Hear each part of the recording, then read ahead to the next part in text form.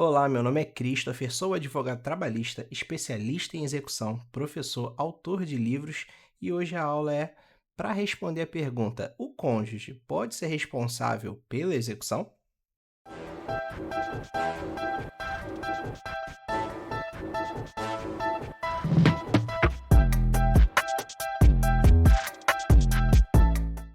Pessoal, mas antes de a gente entrar nesse conteúdo maravilhoso que eu tenho certeza que vai fazer diferença na sua advocacia, eu já vou pedir para você se inscrever no canal, curtir, para nunca mais perder aulas como essa e muito mais outras dicas, até os nossos conteúdos menores que a gente posta lá no Instagram, a gente posta aqui no YouTube também, tá bom? E essa pergunta vai ser respondida ao final? Não, não, não.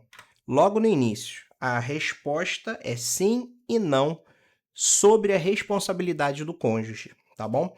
E aí, para a gente entender o sim e o não, a gente vai tratar com exemplos, tá? Primeiro exemplo aqui para a gente ver é quando a dívida é contraída para atender os encargos da família, que tá lá no artigo 1664 do Código Civil, tá? O exemplo clássico aí da doutrina e a gente vê aí na prática é o trabalhador doméstico. Por quê? Esse trabalhador doméstico, ele tem como empregador um núcleo familiar. Todo mundo o qual recebe benefícios da mão de obra desse trabalhador é empregador. Então, o pai recebe, ele é empregador. A mãe, ele é empregador. O filho, ele é empregador. O tio é empregador. Todo mundo que recebe benefícios da mão de obra daquele trabalhador doméstico é empregador. É o núcleo familiar.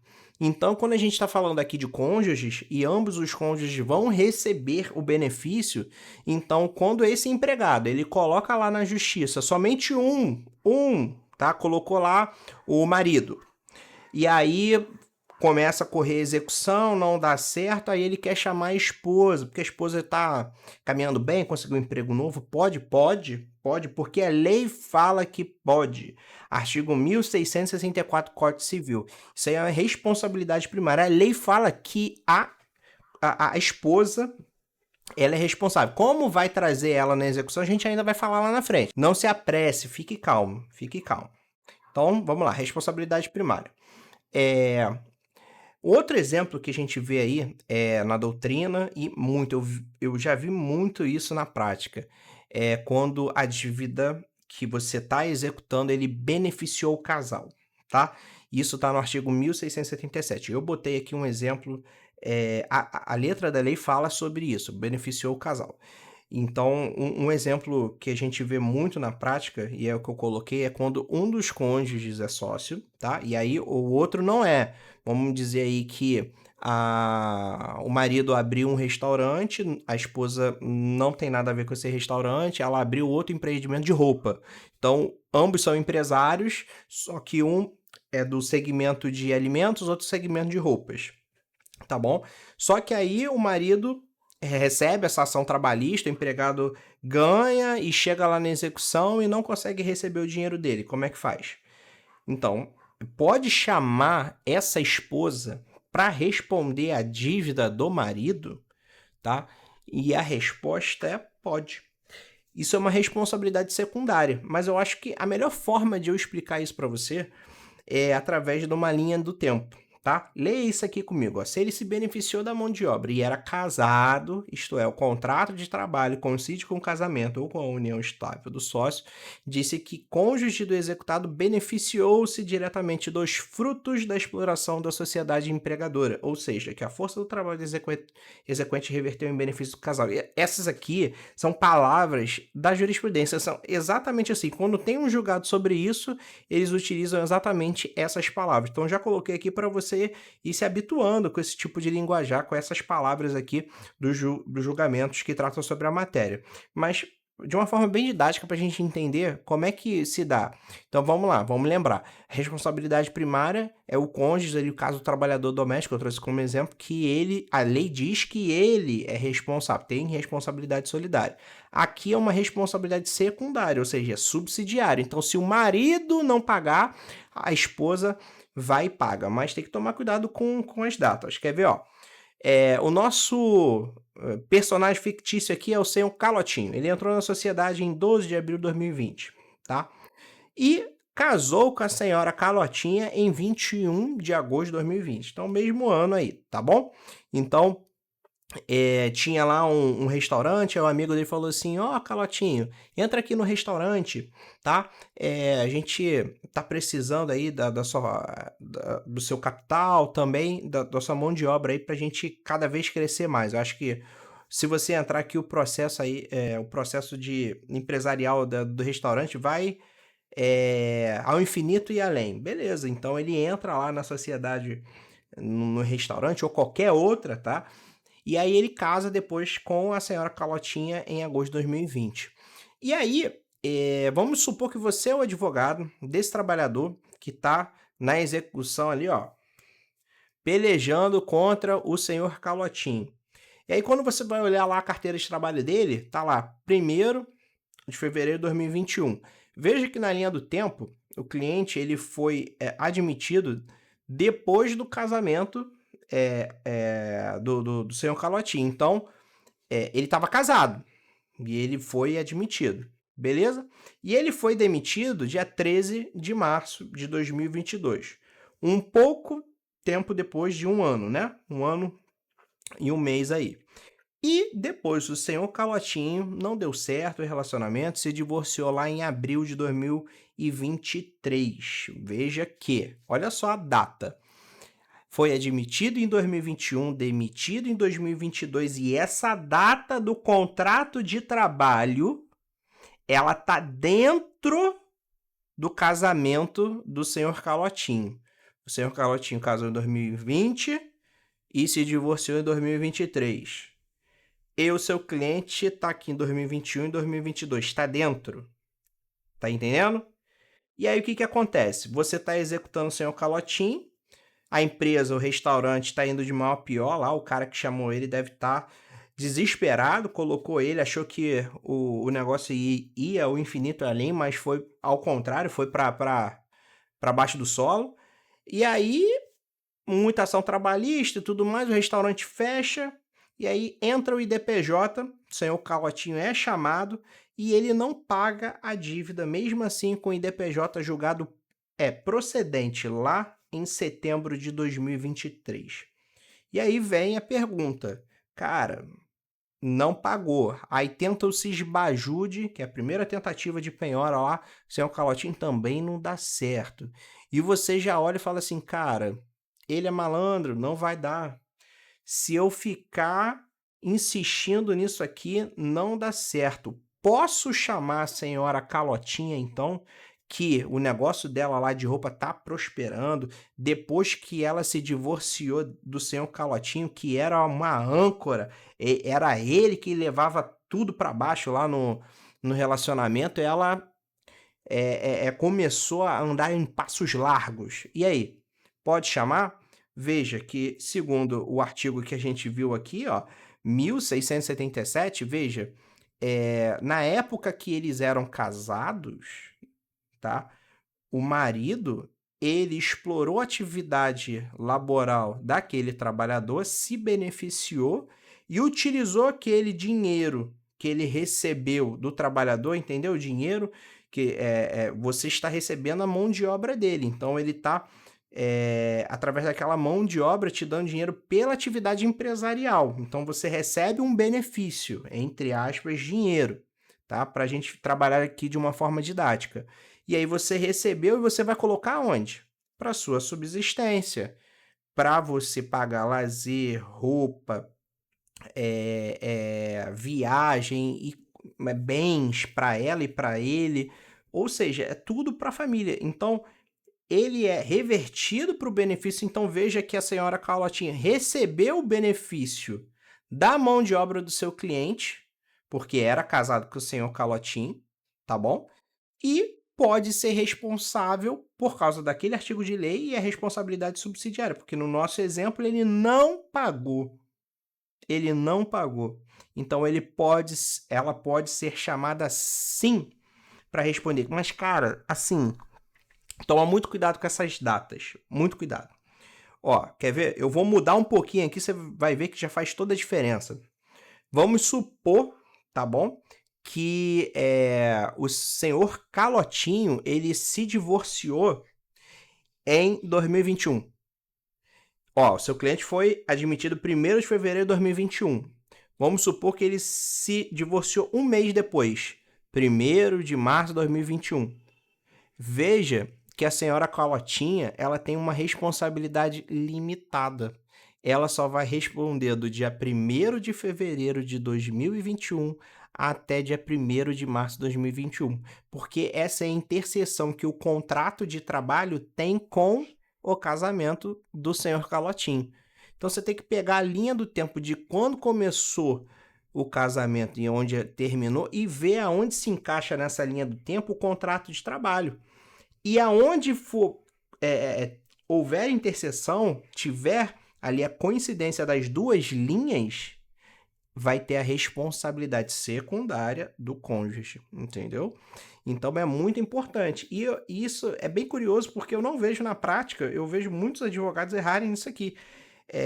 Algumas vezes ele está advogando para o executado, e aí vamos supor que a esposa é acionada lá para responder essa execução, aí contrata o advogado, quando vai defender, não defende essa limitação. Por exemplo, ele só defende que ela não é responsável e várias outras teses, mas não utiliza uma tese de subsidiariedade de que caso haja procedência no pedido de responsabilidade dela, que seja limitada ao período de interseção do contrato de trabalho com essa união que ela teve, né, ele ou ela. Então, assim, não pede a limitação, né? Como eu falei, se ele foi admitido dia 1º de fevereiro de 2021 e o casamento acabou dia 1º de março, depois disso ela se beneficiou o quê da mão de obra? Se nem estava mais junto com o Calotinho, entende? Então tem que tomar muito cuidado com isso, muito cuidado com isso. As datas aqui são muito importantes para até fazer a limitação. Então, se você estiver advogando ali para a senhora Calotinha, por exemplo, aqui não tem jeito. Ela, nesse exemplo que eu dei, ela tem a responsabilidade total ali. Tudo, a dívida inteirinha. Mas, dependendo das datas ali, você pode pedir a limitação, tá bom? Então, vamos lá. No processo, é bem importante eu te falar que há uma presunção que essa força de trabalho, né, prestada por esse trabalhador em favor, aí no caso do senhor Calotinho, que é o dos cônjuges, reverte em benefício do casal, foi o que eu te falei. É natural, é presumível, é quase que automático, né, senso comum a gente entender que a atividade empresarial dele vai gerar a riqueza dele, que essa riqueza ele vai levar para casa para o sustento dele. Ou seja, para a força do trabalho do trabalhador que deu esses frutos empresariais vai ser revertido pro casal. Então, tem essa... Por que eu estou falando isso? Porque a lei fala, ó, volta ali, ó, tem que beneficiar o casal. Então, a gente tem que entender que há uma presunção. E é assim que a doutrina trata, é assim que a jurisprudência trata. Então, se há uma presunção, basta você, se está advogando pelo trabalhador, indicar as datas. Excelência, ele foi admitido na data tal e foi demitido na data tal. No dia que ele foi contratado, o executado já era casado. E no dia que ele foi demitido, ele ainda era casado. Então, a esposa, ela é responsável subsidiária porque ele não pagou. Então, eu estou chamando ela aqui para ela responder essa dívida de forma integral. Você só aponta as datas. Você não fala assim, porque o dinheiro que ele usou, eles compraram um carro. Porque o dinheiro que ele usou, eles compraram uma casa. Então, você não vai falar isso, não precisa falar isso. Isso é presumível, que a atividade empresarial, toda a riqueza que ele adquiriu, ele levou para o benefício ali do casal, tá bom? Então, quem tem um ônus é do cônjuge. O cônjuge, quando for se defender, ele tem um ônus de provar que não, esse dinheiro que ele ganhou com a atividade empresarial não foi benefício aqui do casal. Tem como provar? Tem, tá bom? Eu até coloquei, se a dívida não foi contraída para atender os desencargos da família, tá? Ou não beneficiou o casal. Isso aí pode acontecer muito. Tem casais que não tem conta conjunta, seu dinheiro, meu dinheiro. Muitos, muitos, muitos. Ele tem lá a atividade, eu tenho a minha, né? Então, assim, quando ela consegue provar que todo o dinheiro que ele ganhava, por exemplo, com o restaurante, nada vinha para ela, porque ela tinha o próprio dinheiro e ela fazia as coisas dela, mas isso tem que ficar comprovado cabalmente, tá? O ônus é dela. Então ela vai conseguir excluir a responsabilidade dela, entende? Por quê? Porque não beneficiou no casal. Ela provou, olha, ele trabalhou assim, a presunção é que o dinheiro que ele recebeu da atividade empresarial ele colocava dentro de casa, mas esse dinheiro aí não me beneficiava em nada, nada, nada, nada. Eu tinha o meu próprio trabalho, eu usava isso, aí tem que ver da organização e dos argumentos dela. Né, pode ser que, além de empresário, né, vamos supor que ele tinha uma matrícula, sei lá, de servidor público, pode acontecer. E aí, o dinheiro que ele recebia da matrícula dele, ele colocava dentro de casa, e o dinheiro que ele recebia da atividade empresarial dele eram os extras que ele utilizava para satisfazer ele mesmo, né? Isso aí era um acordo de casal. Então ele comprava jogos, coisas só para ele, roupas e tal. Isso aí foi o combinado dele. Então, assim, fica comprovado que não beneficiou o casal, ela não tem responsabilidade. Então, apesar de ser muito difícil de comprovar isso na prática, tá? Bem raro, pode acontecer. Pode acontecer. Por isso que a gente fala de responsabilidade secundária. Você vê um pouco que é um pouco diferente? Se a gente está falando trabalhador doméstico, ela é empregadora. Então, assim, ela só não participou ali da fase de conhecimento. Ela pode ser chamada agora na fase de execução. Mas aqui ela não é empregadora. O empregador é o marido, né? E ela tá sendo chamada para pagar a dívida do marido. Então pode acontecer. Tá bom? Então aqui não há responsabilidade. Entendeu agora o sim e o não? Há casos que ela é responsável, há casos que ela não é responsável, ela ou ele, tá bom? Agora vamos tratar como chamar esse cônjuge no processo, tá bom? Isso é uma pergunta de muitas pessoas e há dúvidas, tá?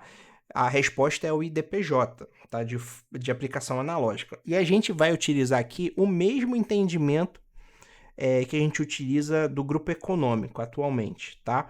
Porque o grupo econômico, você chama lá a empresa A, mas ele faz parte de um conglomerado, e aí não dá certo ali a execução contra a empresa A, e você chama a B, agora está lá no STF dizendo que deveria ser por IDPJ. Se o STF já está dizendo, porque ela não participou da fase de conhecimento lá, a gente pode utilizar essa mesma aplicação analógica, mas vou te dizer que isso é bem antes do STF, esse entendimento ali. Tem alguns tribunais que já estão até pacificados que tem que ser o IDPJ mesmo. Por quê? Porque o IDPJ, e tem que ser tratado como incidente, é o que dá o direito ao contraditório e a ampla defesa.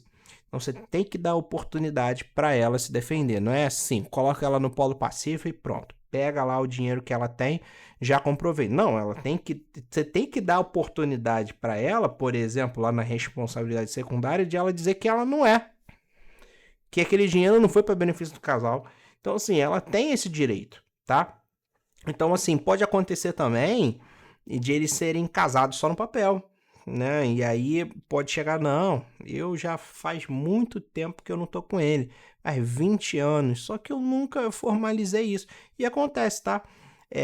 Há um tempo atrás eu abri uma exceção, fiz um divórcio, onde o casal, eu acho que era até mais, mas quase 30 anos separados de fato, mas nunca chegaram lá e colocaram um divórcio como averbado lá na certidão de casamento. Nunca fizeram. E aí, quando ela resolveu comprar uma casa e viu que o negócio ia ficar burocrático, ia ficar muito chato, ia ter que ficar se justificando, pedindo a assinatura dele e tal, não sei o que, aí ela resolveu fazer. Então, veja que acontece. Então, por isso tem que dar oportunidade para ela se defender, beleza? Então, eu coloquei uma caixinha aqui, que é o seguinte, você vai chamar ela ou ele no IDPJ, beleza? Você vai abrir lá o incidente, aplicação analógica, vai dar os fundamentos, vai dizer o porquê que ela tem que pagar a dívida lá do marido ou da esposa. E se você só fizer esse argumento, se o casal tá blindado, porque isso aí pode ser de propósito. Pode ser de propósito. O marido, sabendo que ele ia sofrer uma execução e tá para chegar a essa execução, ele pega tudo bem e pô, coloca lá no nome da esposa. E aí chega lá o IDPJ, o oficial de justiça dá lá, ó, tem isso aí para você se defender. Ela olha pro marido e fala assim, vamos esvaziar patrimônio, agora bota o nome da mamãe, da titia, ou da filha. Então assim, vai ficar transferindo, e aí você vai ficar movimentando peças jurídicas e peças mais peças na burocracia para você conseguir alcançar esse patrimônio. Então pense sempre na cautelar, tá? Você pode pedir junto com o IDPJ já o bloqueio. Então assim, pede bloqueio lá, se esbajude, pode pedir lá a indisponibilidade do bem imóvel, né? Salvo ali bem de família, salvo algumas relativizações do bem de família, lembrando que o bem de família, quando tem um valor assim muito elevado, ele é relativo, pode entrar ali na penhora e no leilão, porque vai sobrar um valor suficiente para a família comprar outra moradia digna. Então, assim, dependendo do valor ali do bem de família, ele é relativizado. Então, assim, dá para pedir muita coisa ali na cautelar. E o seu fundamento vai ser na efetividade da execução, tá? Então, você vai protocolar e vai colocar lá um capítulo na cautelar depois que fizer toda a fundamentação, dizendo, olha, esse processo tem 20 anos aí que está na execução, 15, 14, 13 anos. Tem que ter alguma medida, porque se isso aqui chegar, tem risco de ele esvaziar o patrimônio de novo. Pode acontecer, então pense sempre na cautelar, beleza? É possível fazer pesquisas patrimoniais em nome do cônjuge que não esteja no polo passivo, tá? Veja que eu te mostrei a responsabilidade sim e não, mas pode ser que seja um esforço desnecessário. Desnecessário. Pode ser que o cônjuge não tenha nada, realmente. Então, é prudente você fazer uma pesquisa prévia, até mesmo sem a ajuda dos JUDs da vida, dos convênios, né? InfoJude, SERPJude, CRCJude. Antes de você fazer qualquer JUD da vida, o convênio, você pode utilizar as ferramentas extrajudiciais. Inclusive, a gente tem um curso de execuções no Instituto Gênesis ensinando como faz essa pesquisa somente com a internet, né? Sem gastar um centavo com isso. E você já consegue ter uma ideia se esse cônjuge tem patrimônio para responder e vale esse esforço. E a gente vai ver várias decisões já permitindo, né? Já faz algum tempo que já vem permitindo que o cônjuge ele não está no polo passivo. Mas você pode fazer a pesquisa. Porque o IDPJ traz ele como polo passivo. Você está colocando ele para responder a dívida. Tá lá, réu, fulano ou fulana. Mas antes de colocar, você pode fazer lá. Então, excelência, por favor. Pediu o InfoJude, aí veio as declarações de imposto de renda. Aí quando você olha lá o imposto de renda, tá lá, nome do cônjuge, fulana. Aí você fala, ó, fulano é cônjuge do meu executado, tá tudo dando errado, inclusive o imposto de renda dele veio zerado. Mas tá lá. Então, por favor, eu quero fazer aí a pesquisa Arisp, SERPJude, InfoJude dela também, para ver se ela tem patrimônio. E pode, tá? Você vai encontrar várias decisões permitindo isso. Então pense para você não gastar energia à toa, beleza? E o que você vai pesquisar? Você tem que pesquisar bens comunicáveis passíveis de constrição. Inclusive, e isso aqui é o mais interessante na parte da execução, se tiver só no nome de um deles. Bem normal disso acontecer. Tá lá no nome da Mariazinha, só que ela é casada com Joãozinho. Joãozinho está sendo processado. E aí, toma ali convênio judicial, pesquisa nome de Joãozinho, Joãozinho tá nada, tá tudo nome Mariazinha. Só que quando a Mariazinha comprou, ela estava casada. Então, segundo o artigo 1660 aí, inciso 1 do Código Civil, é um bem comunicável. Esse bem é passível de constrição. E veja, você não precisa chamar o cônjuge para alcançar esse bem, porque, segundo a lei, o bem é dos dois. Dos dois. Só tá no nome dela, mas é dos dois, porque é um bem comunicável. Você, sem chamar ela para o polo passivo, ou ele chamar para o polo passivo, você pode pedir a constrição, porque ele é dono da metade e ela é dono da metade. Aí você vai pedir a penhora do quê? Da metade? Não, você, dependendo do bem, o bem é indivisível, como é o caso do bem imóvel, você vai pedir a penhora do bem inteiro. Inteiro. E aí o CPC vai dizer até que depois o resultado da venda, a cota parte ali do corresponsável, que no caso é do cônjuge, vai ficar assegurado.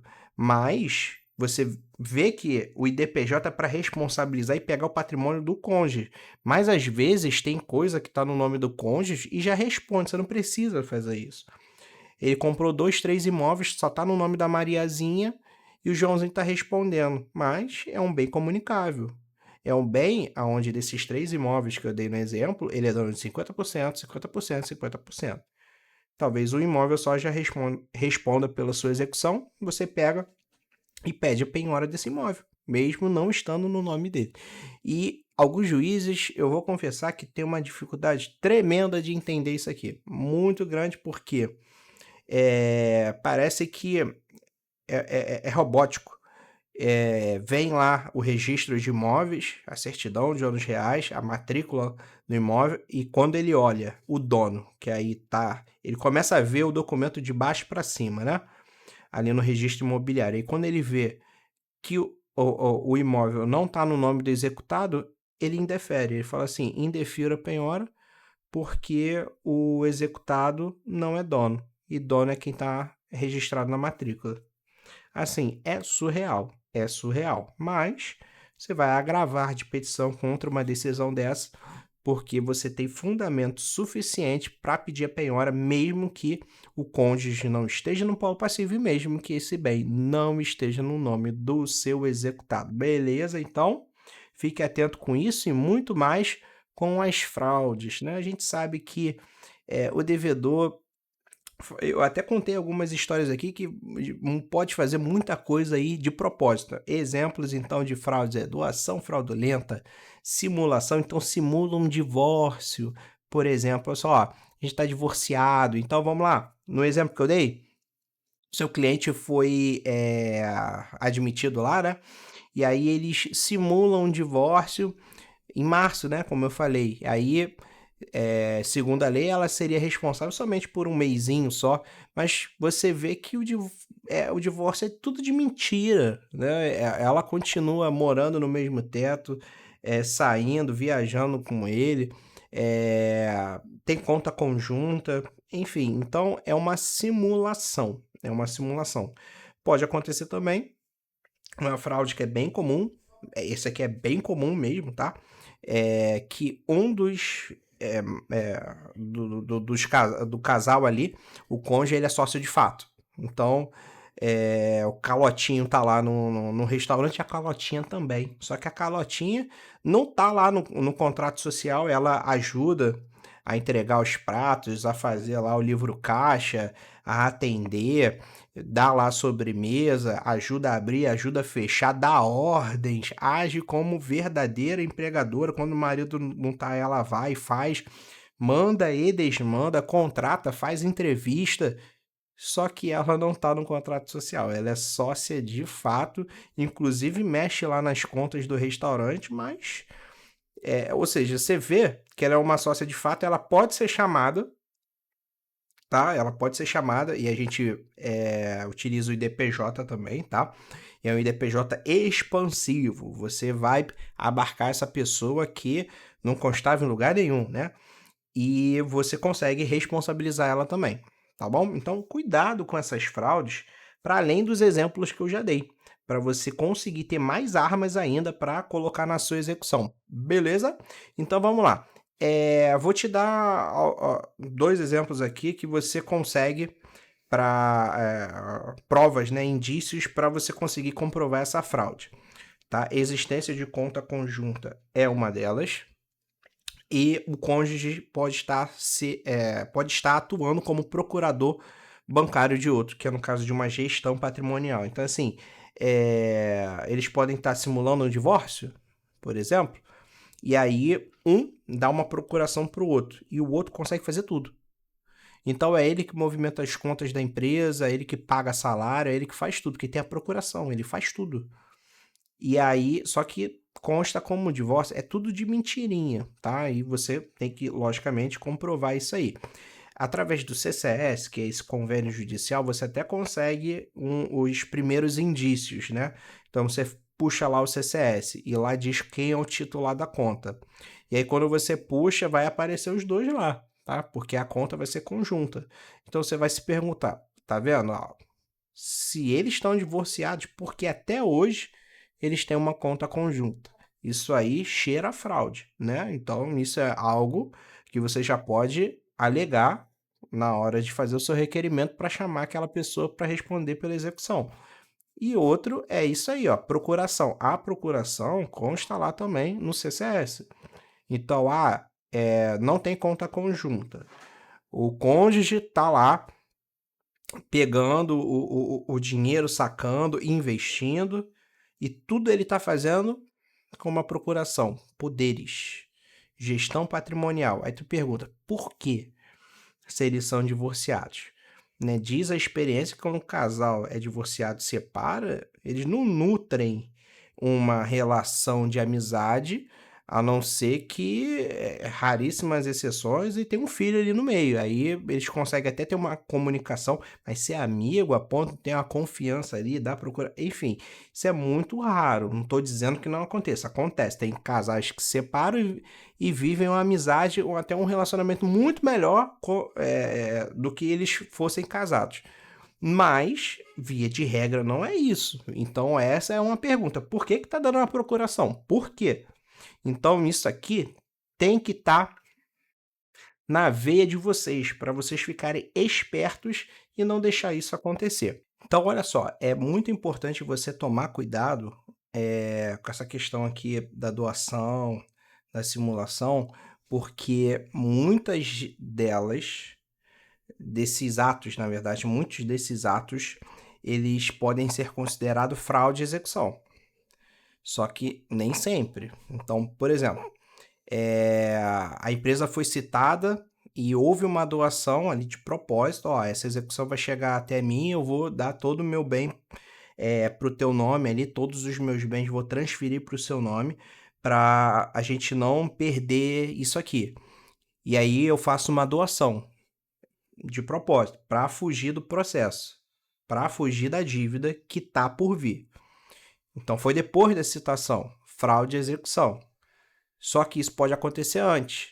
E aí não. E aí você tem que pedir a anulação do ato jurídico. Então, você vai ter que ir lá na Cível para você pedir ali a anulação do negócio jurídico, para você conseguir que aquele bem que foi para o nome da esposa volte para o patrimônio do marido que está respondendo lá. Isso se ela não for sócia de fato, né? E consiga depois penhorar, entendeu? Então, pode ser que aconteça, né? Mas isso aqui que eu tô falando é bem específico, porque lembra da linha do tempo que eu te falei, aonde se o contrato de trabalho está dentro, ela tem responsabilidade subsidiária. Então, assim, para que tirar o bem do nome dela para o marido se você vai conseguir alcançar ela, né? Nesse exemplo que eu dei. Então, assim, todos os bens estão no nome da esposa. Então, teve uma doação fraudulenta, vou entrar com uma ação para anular isso, voltar para o nome do marido. Se dá para responsabilizar ela, e aí, já que está no nome dela, eu vou penhorar, né? Não faz sentido. Então, assim, é só para entender que dependendo ali das datas, vai ter fraude de execução ou não. E talvez vai ter que movimentar algum processo na Cível para você conseguir anular o negócio jurídico e conseguir fazer as outras etapas de execução. Lembrando sempre da cautelar. Lembra sempre da cautelar. Cautelar é o que traz efetividade de execução, tá bom? Então, beleza? Lembrando que competência para julgar fraude de execução, a Justiça do Trabalho tem. Então, eu estava falando ali sobre fraude de execução e talvez algumas coisas você ia ter que comprovar na cível. Por quê? Porque estava justamente preparando para esse slide aqui, porque fraude à execução, a Justiça do Trabalho tem competência. Inclusive, a gente tem que lembrar que isso é um incidente. E incidente você pode gerar provas. Você pode juntar provas documentais e provas orais. Então, se você tem ali todas as provas para mostrar que foi uma doação fraudulenta e numa fraude de execução você quer juntar essas provas na Justiça do Trabalho, você não quer ir lá na CIB, você pode fazer.